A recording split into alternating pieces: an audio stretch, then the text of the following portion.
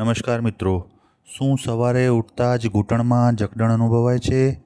શું સીડી ચડતી વખતે ઘૂંટણમાંથી કટકટ અવાજ આવે છે? શું થોડું ચાલતા જ પગના સાંધામાં દુખાવો શરૂ થઈ જાય છે? અથવા કમર ખભા અને હાથના સાંધામાં સતત દુખાવો રહે છે? જો આ સમસ્યા તમને કે તમારા ઘરમાં કોઈ સભ્યને છે તો આજનો વિડીયો ખૂબ જ ઉપયોગી છે તમારા માટે. મિત્રો, આજે આપણે જાણીશું સાંધાના દુખાવાના સાચા કારણો શું છે, હાડકાં કેમ નબળા પડે છે, હાડકાંને કુદરતી રીતે મજબૂત કેવી રીતે બનાવી શકાય અને એવા સરળ ઘરગથ્થુ ઉપાયો જે આપણા ખૂબ જ મદદરૂપ થઈ શકે છે.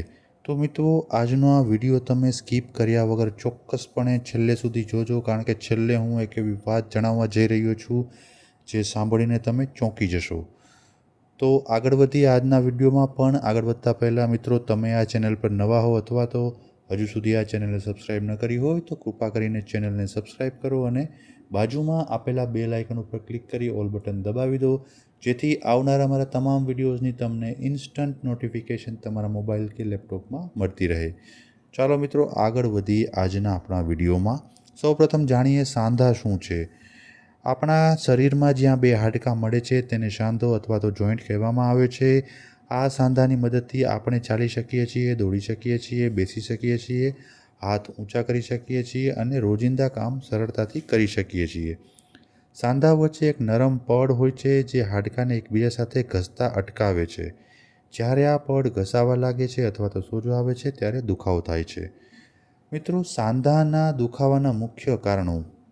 નંબર 1, ઉંમર વધવી. ઉંમર વધતા હાડકાંની ઘનતા ધીમે ધીમે ઘટવા લાગે છે અને કાર્ટિલેજ પણ પાતળી થવા લાગે છે. તેના કારણે ખાસ કરીને ઘૂંટણ, કમર અને ખભાના સાંધામાં દુખાવો થઈ શકે છે. નંબર 2, કેલ્શિયમની ઉણપ. કેલ્શિયમ હાડકાંનો મુખ્ય પોષક તત્વ છે. જો શરીરમાં પૂરતું કેલ્શિયમ ન મળે તો હાડકાં ધીમે ધીમે નબળા પડવા લાગે છે. નંબર 3, વિટામિન ડીની ઉણપ.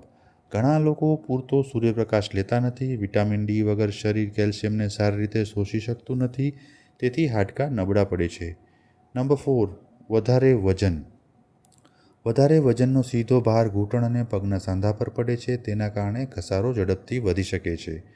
નંબર 5, કસરતનો અભાવ. આજકાલ ઘણા લોકો કલાકો સુધી ખુરશી પર બેસીને કામ કરે છે. શરીરને હલનચલન ન મળવાથી સાંધા જકડાઈ શકે છે અને પેશીઓ પણ નબળી પડી શકે છે. Number 6, arthritis. મિત્રો, આર્થરાઇટિસમાં સાંધામાં સોજો, દુખાવો અને જકડણ અનુભવાય છે. જો વધારે લાંબા સમય સુધી જકડણ રહેતી હોય તો વારંવાર સોજો આવતો હોય તો ડૉક્ટરની અવશ્ય સલાહ લેવી જોઈએ. મિત્રો, હવે જાણીએ હાડકાં નબળા પડવાના સંકેતો કયા કયા છે. તો તે કંઈક આ પ્રમાણે છે. વારંવાર હાડકાંમાં દુખાવો થવો, નાની ઈજામાં પણ ફ્રેક્ચર થવું, કમરનો દુખાવો, ઊંચાઈ ધીમે ધીમે ઘટવી, પગમાં નબળાઈ અનુભવવી, ચાલવામાં મુશ્કેલી થવી. આ બધા લક્ષણોને નબળા હાડકાંના લક્ષણો કહી શકાય છે. મિત્રો, હવે જાણીએ જીવનશૈલીની શું અસર પડે છે. તો મિત્રો, દવા લેવાથી હાડકાં મજબૂત થતા નથી. માત્ર દવા લેવાથી હાડકાં મજબૂત થતા નથી. ખાસ યાદ રાખજો, જો તમારો આહાર પોષક ન હોય, કસરત ન કરતા હો તો અને પૂરતી ઊંઘ ન લેતા હોય તો દિવસભર બેસી રહેતા હો તો સાંધાની સમસ્યા વધી શકે છે. તેથી જીવનશૈલીમાં સુધારો કરવો એ બહુ જ મહત્ત્વપૂર્ણ છે.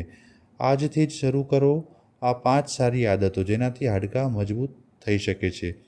સવારે 15થી 20 મિનિટ સૂર્યપ્રકાશ લો, દરરોજ 30 મિનિટ ચાલો, દૂધ, દહીં અને લીલા શાકભાજી ખાઓ, પૂરતું પાણી પીવો અને શરીરનું વજન નિયંત્રણમાં રાખો.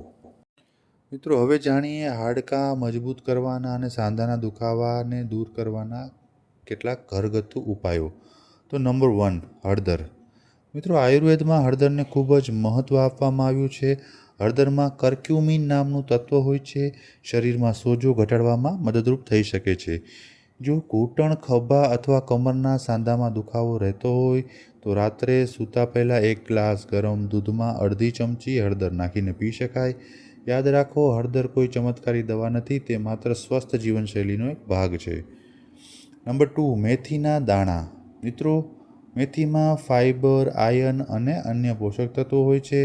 તો તેનો ઉપયોગ કેવી રીતે કરવો? 1 ચમચી મેથીના દાણા રાત્રે પાણીમાં પલાળી દો. સવારે તે દાણાને ચાવીને ખાઓ. ઉપરથી તે પાણી પણ પી શકો છો. ઘણા લોકોએ નિયમિત ઉપયોગથી ઘણી રાહત અનુભવી છે. નંબર 3, આદુ. આદુમાં કુદરતી સોજો ઘટાડવાના ગુણ હોય છે. તમે રોજ આદુની ચા પી શકો છો અથવા ભોજનમાં તાજું આદુ ઉમેરી શકો છો. નંબર 4, લસણ. લસણમાં શરીર માટે લાભદાયી સંયોજનો હોય છે. સવારે 1 થી 2 લસણની કળી ખાવાની આદત કેટલાક લોકોને ખૂબ જ ફાયદો આપે છે. મિત્રો, હવે જોઈએ નંબર 5, તલ. તલમાં કેલ્શિયમનું પ્રમાણ સારું હોય છે. રોજ 1 થી 2 ચમચી તલનો સમાવેશ સંતુલિત આહારમાં કરી શકાય છે. તલના તેલથી માલિશ. મિત્રો, થોડું હૂંફાળું તલનું તેલ લઈને ઘૂંટણ અથવા અન્ય દુખાવાવાળા સાંધા પર 10 થી 15 મિનિટ હળવી માલિશ કરો. માલિશ પછી ગરમ કપડાથી શેક કરવાથી આરામ મળી શકે છે. મિત્રો, ગરમ શેક ક્યારે કરવો? જો માત્ર જકડણ અને દુખાવો હોય પરંતુ સોજો ન હોય તો ગરમ પાણીની થેલીઓથી 10 થી 15 મિનિટ શેક કરી શકાય. જો સાંધો લાલ, ગરમ અને સોજાવાળો હોય તો ગરમ શેક કરવાને બદલે ડૉક્ટરની સલાહ લો. હવે જાણીએ મિત્રો ઓમેગા-3નું મહત્ત્વ. મિત્રો, ઓમેગા-3 ફેટી એસિડ શરીરના સામાન્ય સ્વાસ્થ્ય માટે ઉપયોગી છે.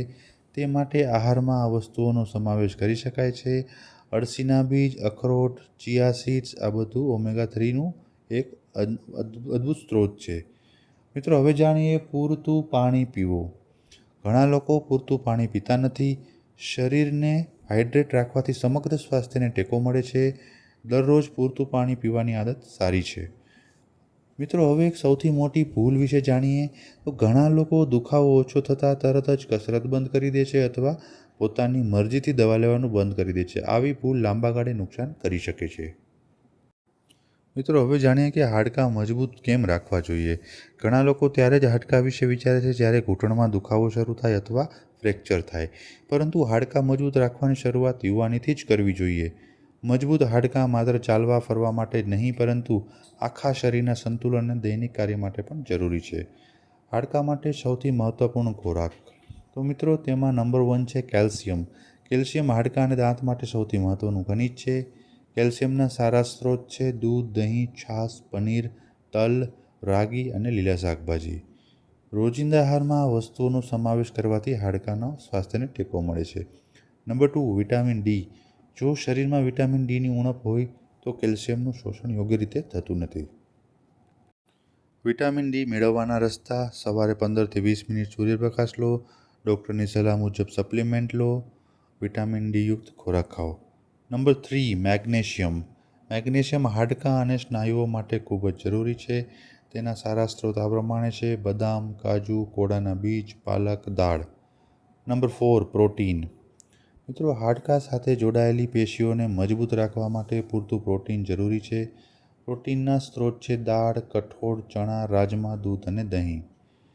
મિત્રો, હવે જાણીએ હાડકાં માટેના 10 શ્રેષ્ઠ ખોરાક. તો તેમાં દૂધ, દહીં, પનીર, તલ, રાગી, પાલક, મેથી, બદામ, અખરોટ, અળસીના બીજ આ બધી આઇટમનો સમાવેશ થાય છે. મિત્રો, હાડકાં માટે અમુક વસ્તુઓ ઓછી કરવી જોઈએ તો તેનું જોઈ લઈએ. જો તમે હાડકાં મજબૂત બનાવવા માંગતા હો તો નીચેની વસ્તુઓનું સેવન મર્યાદિત રાખો: વધુ ઠંડા પીણાં, વધુ ખાંડ, વધુ મીઠું, ફાસ્ટ ફૂડ, વારંવાર તળેલા ખોરાકો. આવો આહાર લાંબા ગાળે સમગ્ર સ્વાસ્થ્ય પર નકારાત્મક અસર કરી શકે છે. મિત્રો, ઉંમર વધે તેમ શું કરવું? મિત્રો, 50 વર્ષની ઉંમર પછી ખાસ ધ્યાન રાખવું જરૂરી છે. રોજ ચાલવાની આદત રાખો, સંતુલિત આહાર લો, સૂર્યપ્રકાશ લો, ડૉક્ટરની સલાહ મુજબ હાડકાંની તપાસ કરાવો. મિત્રો, કોઈ પણ એક ખોરાક કે ઘરગથ્થુ ઉપચાર હાડકાં ખૂબ મજબૂત થઈ જાય એવું નથી. સંતુલિત આહાર, નિયમિત કસરત, પૂરતી ઊંઘ અને સ્વસ્થ જીવનશૈલી આ ચારેય હોય ત્યારે જ લાંબા ગાળે લાભ મળે છે. મિત્રો, હવે કેટલીક ખરાબ આદતો વિશે જાણીએ જે હાડકાં માટે નુકસાનકારક છે. તો તેમાંની આ છે ધૂમ્રપાન, દારૂનું વધુ પડતું સેવન, દિવસ પર એક જગ્યાએ બેસી રહેવાની આદત, વારંવાર ફાસ્ટ ફૂડ ખાવાની આદત અને કસરત વગર માત્ર દવા પર આધાર રાખવાની આદત. તો મિત્રો, આ બધી આદતો છોડી દેવી જોઈએ. મિત્રો, કોને ખાસ સાવચેત રહેવી જોઈએ તે જાણીએ. 50 વર્ષથી વધુ ઉંમરના લોકોએ, મેનોપોઝ પછીની મહિલાઓએ, ડાયાબિટીસ ધરાવતા લોકો, વધારે વજન ધરાવતા લોકો, જેમને પહેલાં ફ્રેક્ચર થયું હોય તેવા લોકોએ ખાસ ધ્યાન રાખવું જોઈએ. તો મિત્રો, આ વિડીયોમાં આટલું જ. હવે ફરી મળીશું નવા વિડીયો સાથે, નવી ઉર્જા સાથે. તમે અન્ય વિષયો પર વિડીયો જોવા માંગતા હો તો કોમેન્ટમાં ચોક્કસ લખજો. આવજો, સ્વસ્થ રહો.